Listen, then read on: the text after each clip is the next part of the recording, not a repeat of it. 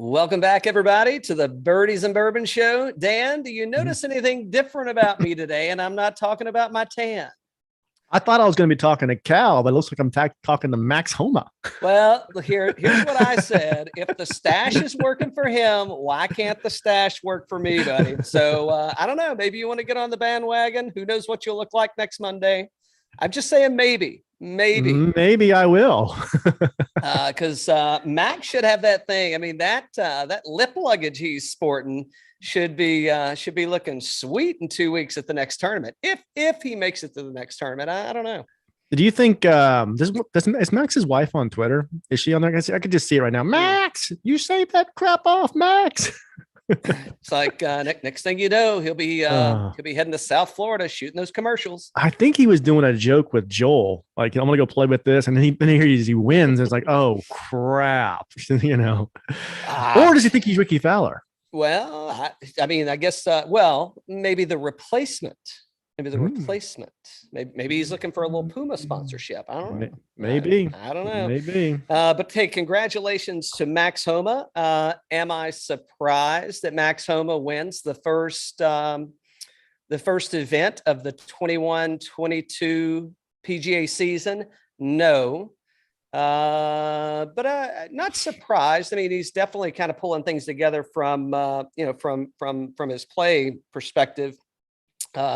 But with the rest of the field, yeah, probably. I mean, I don't know. You were really crowing last week, Dan, about Jon Rahm. You take your own takes for a second, then I'll take mine. Okay. I didn't want to take up all the time at the beginning of the show. I thought you might want to get a little something in. Let me go ahead and tell you where Sebastian Munoz finished. Okay, DFL baby, DFL. You know what the good thing about my one and done pick this week was? I will not have to pick that fucker again for the rest of the season. The rest of the season, he is on the bench. Got him out of the way. Moving on. And however, so when it comes to one and done strategy, I felt pretty good. Until I saw him with 14 over, I think, to get a trip out of there on Friday. And, I'm like, whoo, man, that's a little bit of a sore spot. I'm like, oh no, wait a minute. Dan's already used Rahm. So it's not as sore as what Dan's going to be when we get to the show on Monday. So hold on. Okay. No. You go ahead. You got something to say. I don't want you to go off of the whole Fortinet tournament and Fortnite. So congrats to Max Homa on that. Everybody thought that Jon Rahm deserved to win Player of the Year last year, and they point towards Memorial when he was leading going into the fourth round, and then he got the COVID thing and the golden goldfish. He couldn't close it out. I say that he was leading like by 4 shot strokes gain against the whole field this year for the Fortnite, right? Going into this one. Yeah. I mean, I feel bad for him, whoever gave him that freaking food poisoning. I mean, was it Max Homa? Did he give him a bad taco or something? Because if this cost him Player of the Year, then shame on Max Homa, because Jon Rahm should be Player of the Year this year. It was already concluded. It was already closed chapter, done. 2022 Player of the Year, Jon Rahm, and somebody food poisoned him. I got 2 words for Jon Rahm if he's ever in Napa. It's French laundry. You ain't gonna get sick, bud.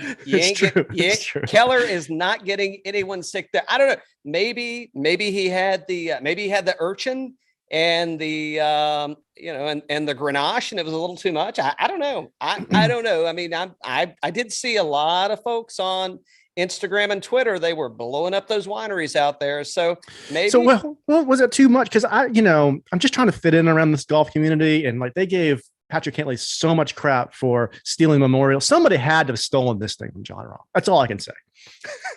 I don't know how they did. I mean,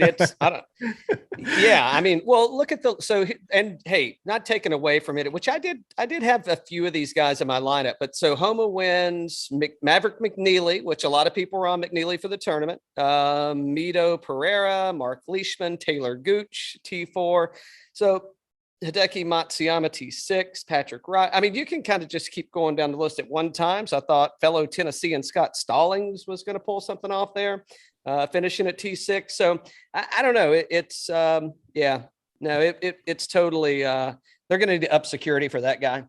We are going to get into the Ryder Cup here, but I don't know how Rahm's going to do this year. Well, I can go ahead and tell you, I've already got him penciled in for the Memorial. So, do you? Oh yeah. So unless there's another variant that comes out, I feel like we should. I mean, I feel like he should never get COVID. He may want to again. check the expiration date on those milkshakes. We should never get. That's a good point. That's a good point. I may need to do that. Here you go, Johnny. Give me the Buckeye. This one's from last year, stud. It's still good. Oh yeah, those Buckeyes, they never expire. So I don't know, man. Were you? Yeah, I was a little. I mean, I don't know. Is it karma? I mean, has he really dicked somebody over in a past life, and they're like, "Hey, man, we're coming at you now," because it's just one thing after the other, and I don't know that it's necessary. I would say it is not self-inflicted. I think that because they talked about, are you vaccinated? And I don't know how much wine he had to drink on Tuesday night, and I mean, so potentially it could be self-inflicted. I don't know. I mean, maybe he needs a better handler. Maybe he was hanging out with the barista and he gave him too much wine. Ooh, yeah, they're big pals. It's possible. He said, "Let me take you out." You think they were at Kerr Cellars? Could have been. Yeah. Could have been over Lindsay's place. Could have been over there. Well, they could have been at Hoops, but I'm thinking because Christie's a member at Silverleaf, Rahm's a member at Silverleaf. I mean, that's not a far drive from there. That could have been could have been flowing. Or let me ask you this: was the stomach ache by Rahm, was it intentional, and he just wanted a little warm up for the Ryder Cup? He wanted to stay hot because he played pretty good at East Lake. Did he just want damn good at East Lake? He won East Lake. Tie with Nah. Well, actually, that playoff hasn't happened yet, but it's coming in an off week, I think. But I mean, was it one of those scenarios where he kind of, he said, "Hey man, let me go. Let me kind of get out there." I mean, because they're going to Wisconsin, right? So I don't know. Is it convenient? Nah, probably not. But I don't know if Wisconsin's really convenient to anywhere per se, other than it's in the middle of the state. But I mean, it's about as far north as you can go. And still be in the U.S. So I guess, I don't know, was it a tune-up for him? Was it to get to course conditions and let's go and let's win the Ryder Cup, Team Euro? It might have been, maybe his buddy Phil said, "Hey, Johnny, let's go do this one here. Let's go to wine country and do this." And then he found out that nobody else like from the Ryder Cup was playing. He's like, "Oh shit." It's like, what am I doing here? What am I doing here? It's possible. Yeah. Phil, who do you think I am? Stuart Sink? He may have gotten a call from Patty saying, "Hey, I'm going to need you not to make the weekend and get your ass over to Kohler." Yeah.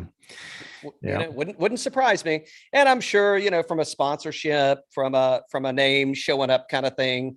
I don't, maybe he just invested in in some futures of wine. Maybe he just invested in a winery. I don't know. Lots of scenarios could have happened there that benefit him to show up. So and I bet he thought a long time on Thursday and Friday about Wednesday and Thursday, like, do I withdraw because I made a mistake in playing here, or do I F Dan in the one and done? Oh, definitely F Dan in the one and done. He thought hard about that, though. Oh yeah. No. It's like, he's like, that damn Dan jinxed me too. It's like, I didn't even think it was possible. So needless to say, just listen to Dan's one and done for the remainder of the year, and you'll know who not to play. We were picking player of the year last week. Exactly. Jon Rahm goes, "No." Call us in September. We will let you know for sure. Yeah. So, but hey, no shit, man. All in all, Max Homa, he had 2 wins last year. No, he had 1 win last. He's won 3 times on tour. Yeah. Okay, 3 times. Okay, maybe that's what I saw. So, but I mean, congratulations. It's got to take a lot of pressure off Max. I mean, one in the books, man. I mean, talk about a guy that's kind of been back and forth, right? Gets his card, loses a card, back to Corn Ferry, back to, now he's got his third win, first one of the season. I mean, the way he's playing, I mean, it probably frees things up a little bit for him, right? I mean, are we going to see what Max Homa can become when he's not playing handcuffed and he can actually go out there and kind of let it go, right? I mean, he's going to have his card next year. So there we go. He's got this. I mean, it's just quitting on life, if you ask me. I mean, he's got the one win in the bag for the season. He can just let up now. He's got the shave anymore. I mean, he totally mailed in that podcast. I mean, what else is there? It's working for him. We'll see where the stash goes, man. It's working for him. So I say, why not? What else is happening? I know I was out dicking around last week and, we didn't get a chance to break down we didn't talk much about Norm, man. But what a golfer what a fan of golf that guy was. So great to see, saw some good tributes and some shout outs for Norm and Turd Ferguson. I mean, give me a break, man. Who doesn't like more Turd Ferguson? Yeah, exactly. Oh man. So did he and Bill play a lot together, you think? I don't think so, but he was big time better on on golf. He loved to bet golf and tweet about golf and everything. He was big time into golf, man. Yeah, I love Norm. Yeah. So did I.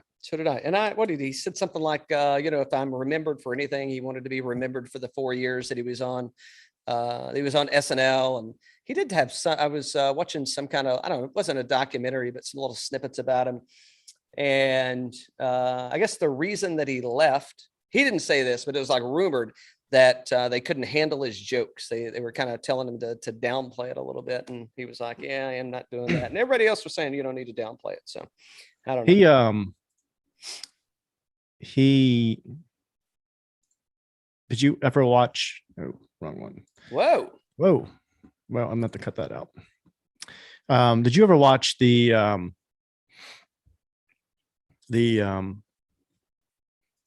when he hosted Saturday Night Live?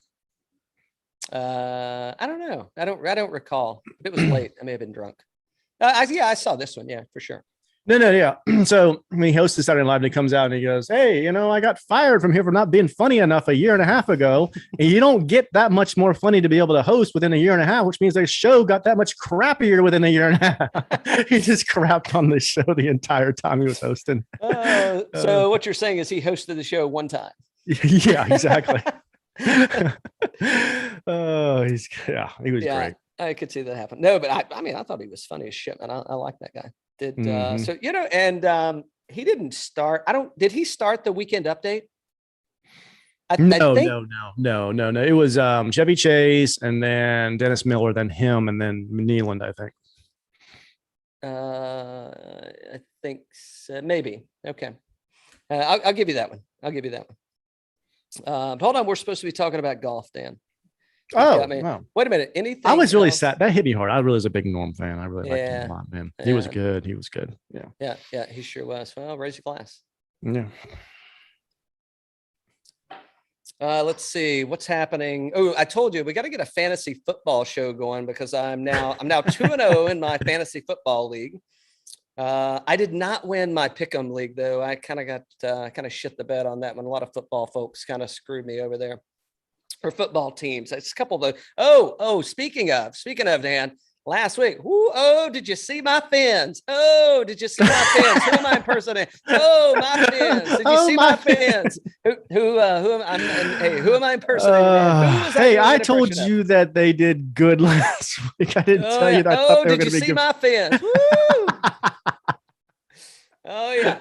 I'm like, I saw him, but that ain't gonna last long. But you know what? I thought about it. Wait a minute. Okay, go ahead. I thought about it, and I did pick him. I did pick him in my pick'em league against the Bills, and I'm like, you know what? I think I'm just gonna go with Dan's gut, which I don't know why. I should have looked at the Rahm pick over the weekend that missed the cut. I should have been like, there's no way in hell they're gonna do anything. I trusted you, and basically you now you owe me a check. Okay. Yep, you owe me a check. All right, gotcha. Just say. So let me look at that bottle you got there, fresh on the old bar there, man. Oh yeah.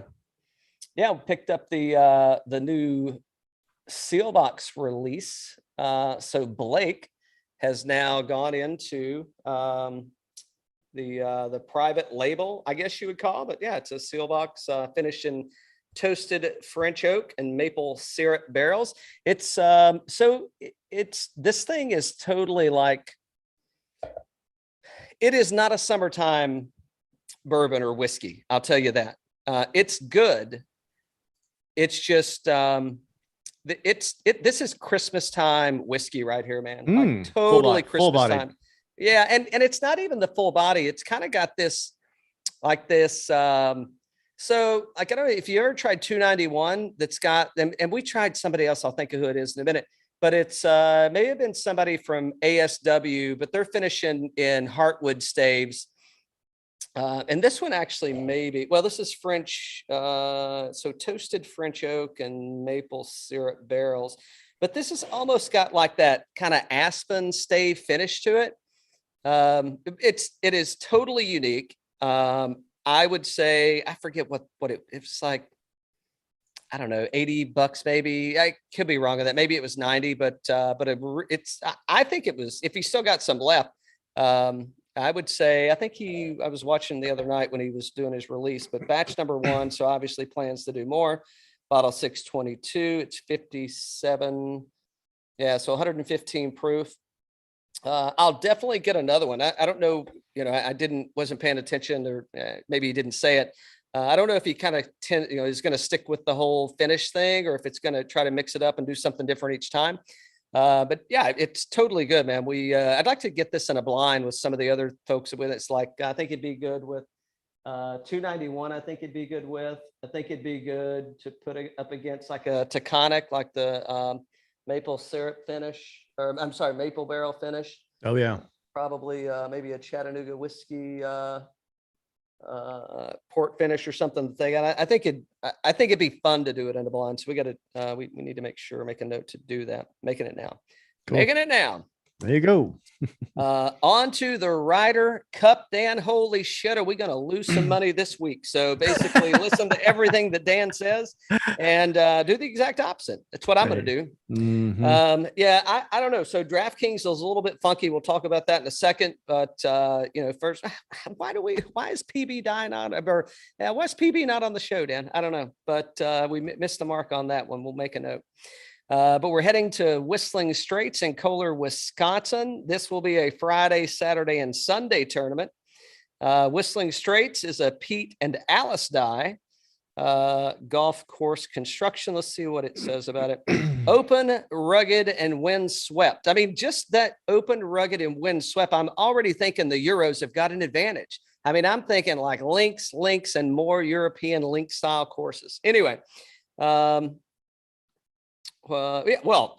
link style Straits course sculpted along 2 miles of Lake Michigan shoreline, a masterpiece in the world of golf created by Pete Dye. It was ranked number 3 for Golf Digest 2019-20, America's greatest public courses, number 5 in 18, number 21 in 19 and 20. So yeah, Whistling Straits, we're actually still waiting on the mail to show up with our invitation to come play. So we are looking forward to reviewing the course. Par 71, just shy of 7,400 yards. And then everything about this course says that Team USA is going to set this thing up, and it is going to be a Bombers festival. It's going to play long. Balls are going to run out. Pending the wind. But I think that on paper, it looks like Team USA has got it in the bag, and then somebody starts running their mouth. Ooh. And I ain't talking about myself either. Ooh, sorry about that. Yeah, it's like, and here goes Koepka. Yeah, I know, right? That interview was a bit rough in terms of timing. I don't think anybody in the U.S. was too pleased about that. It's almost one of those. It's like once you get once you qualify, and or you get an invitation from the captain, can you get uninvited? We're gonna see. Yeah, we're going to see for sure. I mean, I don't know, man. I just think that number one, I think he is very contradictory in a lot of his statements. He talks about winning, talks about pressure, talks about wanting this, I wouldn't say he was, I didn't take that he wanted the spotlight. I took it more that he kind of wanted the moment. And I guess they're not getting paid for this. And I don't, other than bragging rights, I don't know what they're really chalking this up to other than bragging rights and history, right? Just the spirit of the game. But I mean, there's got to be something in the spirit of the game that kind of affords you hey, I want to do well and I want to represent, right? I mean, it's, this guy, Brooks Koepka will never, mark it down, will never play in the Olympics, right? I mean, why would he? No, with everything that's happening, which again, if you're good enough and you can play, I don't know why you wouldn't want to play, but maybe it opens the door for some other folks, I guess. But you know what he is going to do? So he says he thinks that he can actually break Jack's major record, which I'm just like, ain't no way. I mean, I guess anything's technically possible, but ain't no way in hell that's happening. Join the club, buddy. Join the club. Oh yeah. I don't know, man. It's like that's where you are. Hey, I didn't know that Max Homa won this weekend. For those of you that are only on the pod, we're looking at Golf Digest and Brooks in the pool with a coconut and a straw. Riding a blow up flamingo, in the pool in a tank top with some kind of necklace on. Be sure to go check that out on our YouTube page at Birdies and Bourbon. It's I don't know. And by the way, check us out at Birdies_Bourbon on Instagram and all those socials. We'd appreciate it. So I don't know. Do you think any, so, all right, here's one. So it's down to two people and you got to pick one of them to play with. Are you playing with Bryson or are you playing with Brooks? What event is it? This Ryder Cup? Yeah. Let's say it's 4-ball on Friday. I'm playing with Bryson. Probably playing with him no matter what, man. I mean, at least he'll probably, I think either way, they're kind of on their own, doing their own thing. It just, I don't know. I think it's weird probably playing with Brooks. I don't know. We're not his friends, so I have no idea, but yeah. I think that Brooks could be hurt too. We don't know. Right. Well, that's the other piece is I'm kind of scratching my head going like, I can't believe that he's actually still into play. And I can't believe Stricker and maybe Stricker's holding something back, right? Maybe he's leaving it there just to create stuff like this. So people are still talking about it. So it exists, but who is it? Hold on. This is off the press today. Hot off the press, Golf Digest, Ryder Cup 2021, Bryson DeChambeau wants to end the feud with Brooks Koepka, according to his coach. Well, I would think so. I've heard so many conflicting stories about, let's keep the drama going. Let's get in his head, games. I got to interview one second. So we're live on Golf Digest's site, and it just went away. But dang, they are good because he wants to end the feud, and a Listerine commercial comes up on the side over there, cleaning out that palette. Clean it out, baby. Clean it out. See, that's those dynamic ads kicking in once again. So, do you think this is real? I think that this is, I believe somebody wrote it. I believe it did come from Golf Digest. No, I know it. I know that it's on their site, but do you think Bryson really wants to end the feud, or do you think his coach is just trying to smooth things over? What do you think? I think that Team DeChambeau wants it to end. And I think that the only way that it ends is by the team starting to reframe the narrative that Bryson wants it to end. Because don't get me wrong, I don't think that I don't know if I want to say professional athlete. I think that anybody that's playing at an elite level like this, I think that there's a team of folks behind them. I don't think anybody gets to this point, and even though it's in golf in particular, it's an individual sport. We could say the same about tennis, but they don't get to, playing with the best in the world and potentially becoming the best in the world as individuals, right? There's a support system behind them that makes that happen. I think part of what makes them who they are and makes them dominant in whatever sport, career, however you want to frame that up. I think that there's a supporting cast that helps them get there. And I think that it's his team, again, changing that narrative. And the narrative now becomes Bryson wants it to happen. Because if you take Bryson away from that team, well, what does the team become? Right. And who are the team? And I'm not taking away from anybody on his team that coaches other people or otherwise involved with, be it from an agent side, however you want to slice it and dice it. But I think that right now, I mean, if you ask them who's the horse in their stable, it's probably Bryson DeChambeau, right? So I think that, that kind of becomes, it's in their best interest to change that and still allow that individual to not lose any of their, not lose who they are as a person. And you let somebody else kind of fall on the sword for you. So I don't know, that long-winded rambling session there to say, yes, I think it's real, but I think it came from other people than Bryson DeChambeau. Okay. And now to a more controversial subject. Cal, are some people taking this Ryder Cup thing way too seriously in terms of merchandise?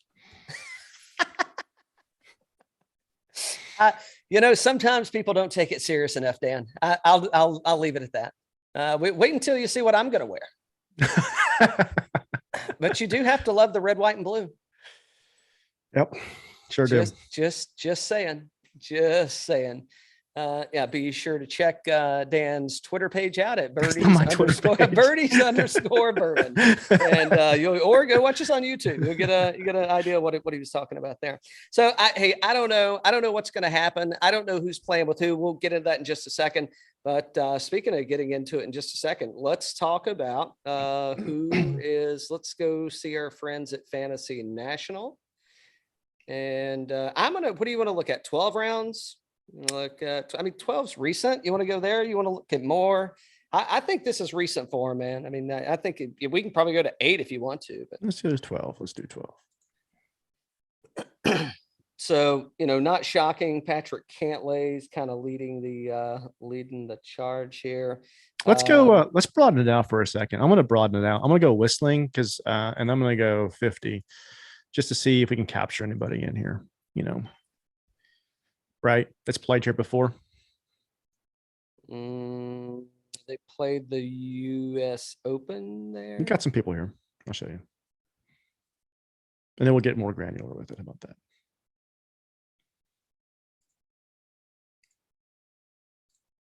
All right.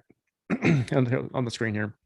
Yeah. So you got last 50 rounds at Whistling Straits. If we sort by rounds, who's played here the most?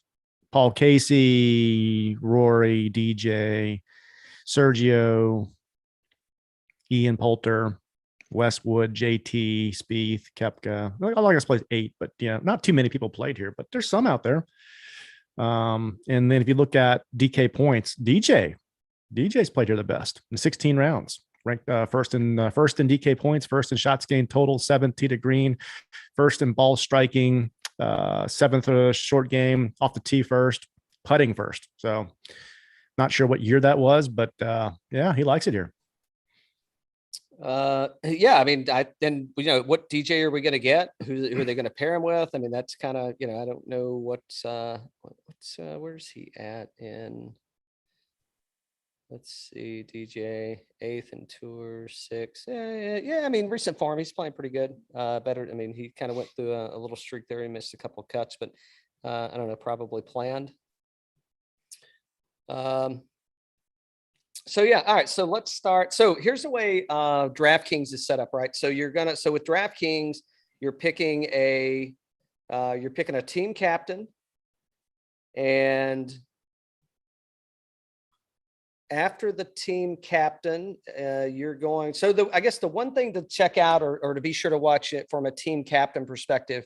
So that after you pick the team, there's going to be a price. you're going to pick the team captain, and then the price for the other players are going to change. So the team captain is going to score at 1.5 points or 1.5 times points, and everybody else is going to score what they get. So after you pick the captain, it's going to kind of shuffle, and there you go. So we've got Friday and Saturday.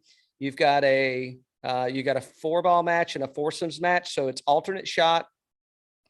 And then it's best ball, essentially 2 players each team play, and the low score between the two, that's what gets recorded. And then on Sunday, everybody's playing a singles match. So I don't know, Dan, we did go through and kind of make a couple of lineups earlier. After looking at this, I probably changed my mind a little bit, to be honest with you.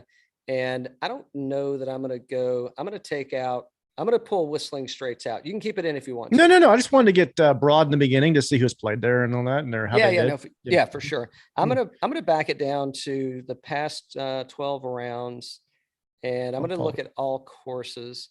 I guess we could. Well, I will talk about Pete Dye courses in a little bit, because 12 rounds.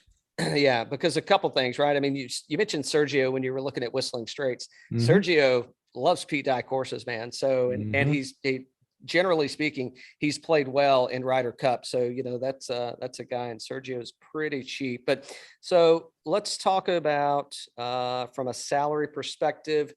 I don't even know what we'll just go down the list and talk. Who you taking? Who do you think is going to be? Give me a couple of captain picks for you. And keep in mind, not everybody is going to play every round. So that's another thing to consider when you're making these picks is, who you probably got: JT, Rory, Spieth, maybe Cantlay, Xander, Javi. I don't know who you thinking, man. Who you liking in this setup? Well, is this what your screen looks? I got the last 12 rounds. Yeah. Yep. From a captain's choice perspective, I'm looking for someone that's going to play a lot, right?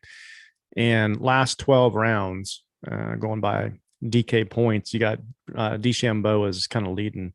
I might start a team with him. He is he going to play every round? He might not. I don't know. What do you think? Do you think Bryson plays every round, or do you think JT and Spieth are going to take that home? Or what are your thoughts there? I don't know. I think that's a tough one, man. I think it's going to be, I think he's going to kind of check the temperature, right? I mean, this isn't the President's Cup where you're sitting there kind of sparring with, captains are sparring with each other. I mean, this is kind of, they're making a lineup, and you show up in the morning, you turn your lineup in, and that's who you get. I mean, there is no, you get to hear who's up, and then you get to pick somebody. I mean, you're literally fielding the team the night before, and it's submitted, and that's what's there. I mean, I don't know why you wouldn't play. I mean, I guess the only thing is from the pairings, right? In the 4-ball matches, I don't know. Is he gonna? I mean, I think you can put plenty of people with him. I do not, once again, think we're going to see a Brooks and Bryson pairing. Hey, you know what? I mean, I hope they just blow our friggin' mind. And I hope that all this buildup and drama and the article that you just pulled up that said, Team Bryson wants this whole thing to end. I hope he pairs them together the first go. Put them together. Let's go. I mean, just torpedo this friggin' thing, or let's make it work. I don't know. Could they complement each other's game? Yeah. If I can afford it, I would like to take either Rory or JT. You can afford it. That's for sure. Thank you. Yeah. Well, I mean, at that point, it's just, who do you go? So on Fantasy National, if you're taking a look though, right? I mean, it's got Bryson and DraftKings points. So you've got 12,000 or 8,000. I'm assuming that's 12,000 as the captain and 8,000 as a player. Mm-hmm. So, I mean, in looking at that, who's the most expensive? Is Max Homa still the most expensive? He goes from 14.7 to 98. Rory goes 13.8 to 92. I mean, I think Bryson's probably a pretty good pick at 12,000, dropping down to 800. Do you think that Jon Rahm's so expensive because you have to pay for all that extra Pepto-Bismol? It's all the Band-Aids to cover up the needle pricks. I don't know. I mean, shit, he's flying. He's in a plane flying to Wisconsin. So I don't know. It's like, no, he's flying. It's like him and the pilots, nobody else on the plane. Put that man in a bubble. Mm-hmm. Look at Xander priced at 12.9. I was looking at that one too. I'm thinking hard about Xander as a captain's pick as well, because I think he's going to play a lot, and he's at a pretty good discount and showing good signs of form recently. So I'm there with you, man. I am. Yeah. So where am I going? I'm probably starting. It's going to be hard to get away from McIlroy, but I think Spieth's another guy that's going to play all 5 matches. Where's Spieth? He's way down the list, though. Yeah, he's way down the list. Who's value up there? Shane Lowry. I don't know that we see him. Lee Westwood. I know there's no way we're seeing him in all 5 matches. Sergio, we probably see in all 5 matches. Hovland at 12.6. I'm probably going Xander. I'm probably going Bryson at that. I think I'm going to start with Bryson, man. I think that's. I think you go Bryson at 12.8. We might as well just put these together, huh? Mm-hmm. Let's see. So if we go Bryson at 12,000. Cantlay at 13.5. I'm kind of like, I don't know if I need to go down that road. I think I'll play him, but I don't need to play him at that price. If I really had things together, I'd already have this pulled up and ready to go. So, all right. So I'm going DeChambeau as a captain. I do potentially think we see him all 5 rounds. That's if things go well. If things don't go well, then that could go really bad. I think you got. I think Sergio is going to play well here. Who's next? DJ. And where's Cantlay? Cantlay at 9,000. DJ at 8,200 for sure.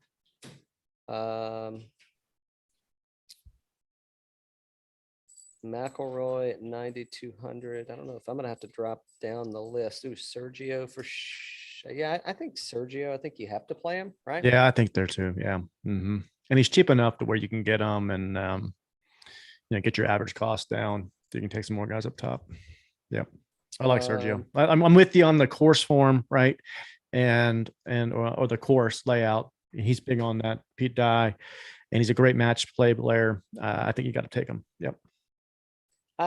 What about Harris English? How much do you think we see of him? I mean, at $5,400, it's like, oh Lord, how do you get away from that? Well, his last 12 rounds ain't great. 23rd in DraftKings points, 33rd shots gained total in this field.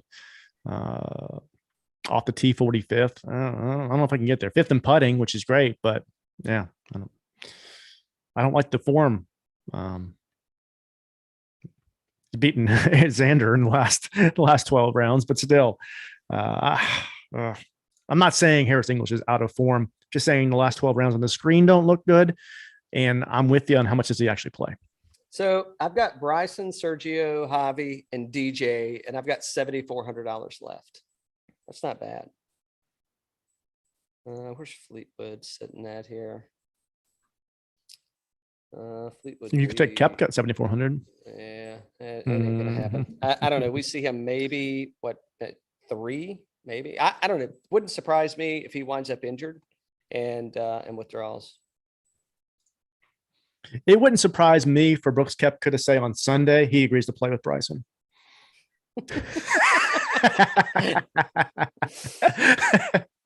Fine, you talked me out of it, coach. I'll play with them today on Sunday. Brooks, there are no team. Oh, sorry. Maybe next time. I see what you did there. Westwood, I don't think we get much action out of him, out of who's here.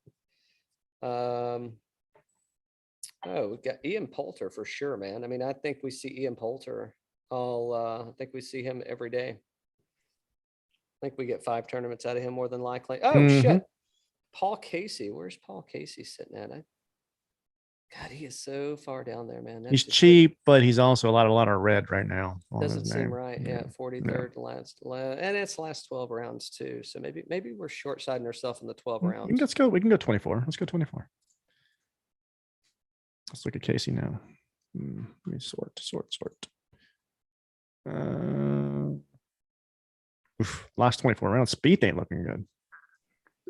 Yeah. Well, I mean, I think the advantage is Spieth's going to play. I think he plays all 5.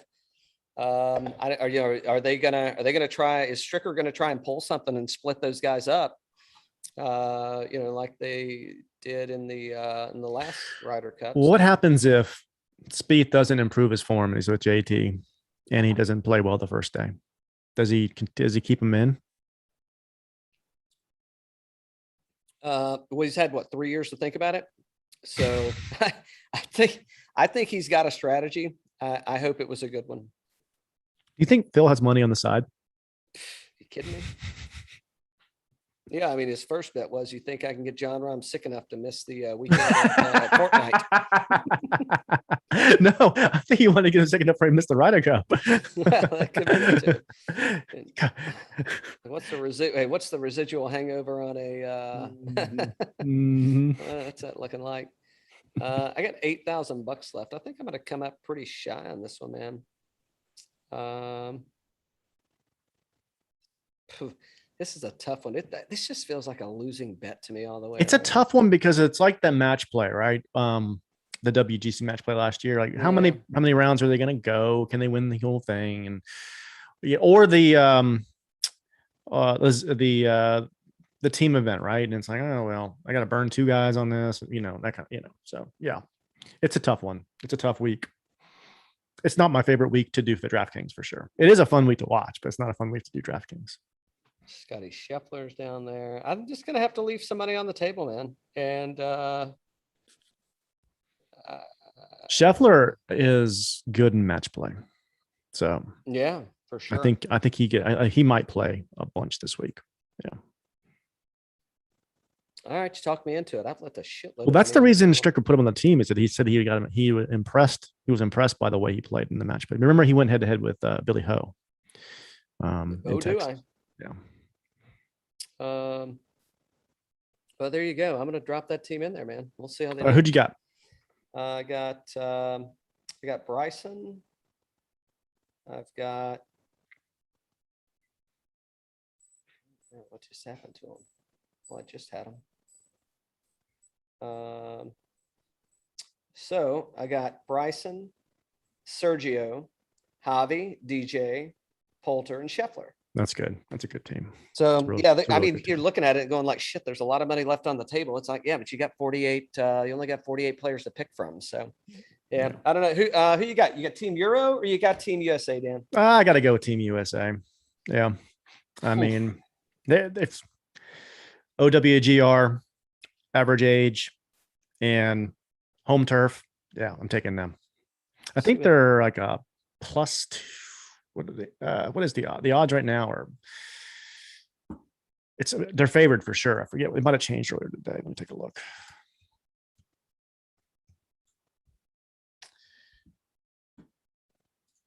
Six hours ago. Let's see what we got.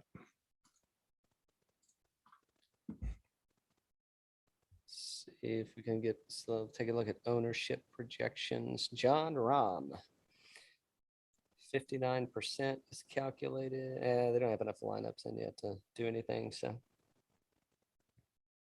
-175 for the USA as of Monday morning. Europe's +190. Tie +1200. You're gonna take a tie. I know you are.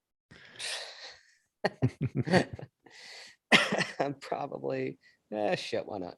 Who will lift the trophy? USA -175. Europe +140. That's what I'm saying, man. I'm on paper. I mean, everything says, they should, USA should just crush them. I don't know. I think there's a lot of disruption there, man. We're going to see what these guys are made of. That's for sure. Here are your top point scorers. Jon Rahm, favorite, +750. Then JT, DJ, Cantlay, McIlroy, Spieth, DeChambeau, Schauffele. Hold on. Is that top point score? Is that with or without the stomach bug? let me write these guys. I mean, but seriously, right? I mean, it's like, yeah. I mean, that guy's like a crapshoot every time. So this is what I'm talking about here. Like top point scorers. Look here. Last three: Fitzpatrick plus 3,300, Westwood plus 5,000, Wiesberger plus 6,600. This is what I'm talking about. I mean, this is like the Team Euro. It's like, but I don't think they're going to see that. I mean, we see them a couple, 2 or 3 times, maybe. So, I mean, I think we see them the least out of everybody. I mean, of the 1, 2, 3, 4, 5, 6, 7, 8, last 8 guys, 7 of them in terms of the projections for top point scorers are all Euro. I mean, the only guy here is Harris English at plus 3,300. Yeah. So look at that Scottie Scheffler at 2,500. That's you might want to take that. I mean, I may need to get on that one for sure. I mean, that Fleetwood at 2,000, probably not, but Paul Casey, Sergio Garcia here at 2,500, but that's top. I mean, if we get if they got a top 3 or something, probably get on that. I know it wouldn't be for the, for that money, but top 3 would be good for that. Yeah. For sure. Well, it's going to be a fun week, Dan. We won't drop any names yet, but I think we got a tour caddy coming on with us. We should be dropping about midweek. We may have someone on site, not Dan or myself, but someone on site at the Ryder Cup coming in later in the week.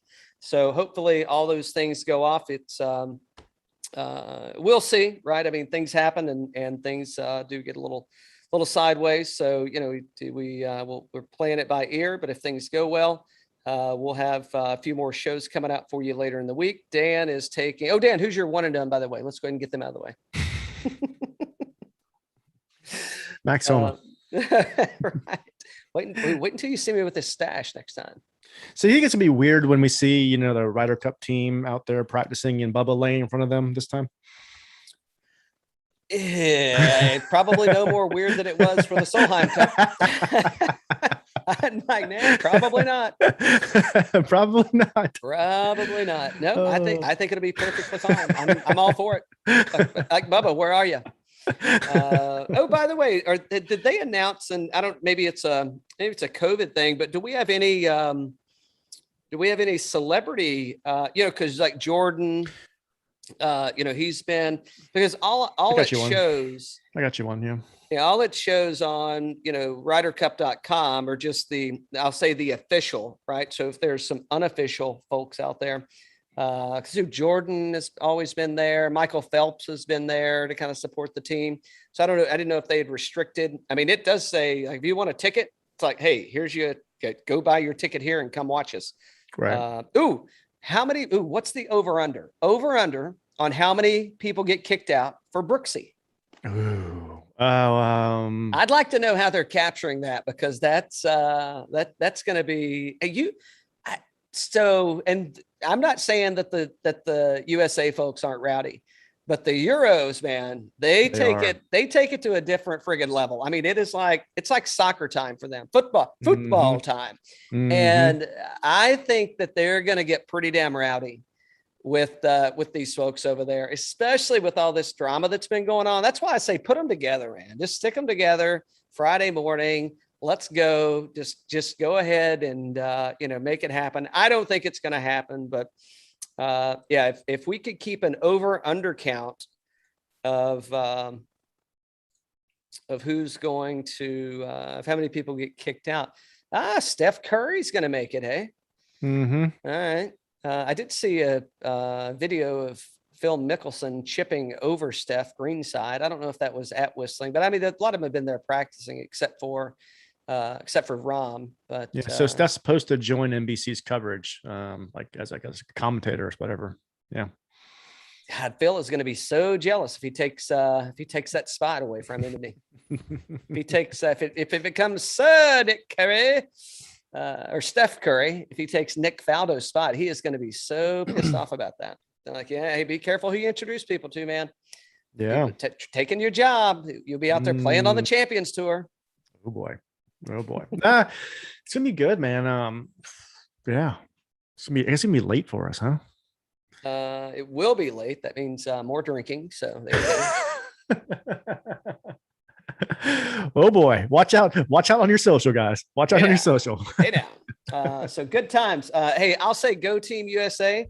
Oh, yeah. We'll definitely be talking a little more betting and some upcoming shows about some prop bets and where we think we might lean and go there. But until next time, we appreciate you. Hit the like, hit the subscribe button. You can even hit the don't like if you feel obligated to. Dan does. Dan does it all the time. I mean, Dan's one of our most loyal followers. Check us out on all of our social at birdies_bourbon. We're on YouTube at birdies and bourbon. We appreciate it. Until next time, go USA. Cheers.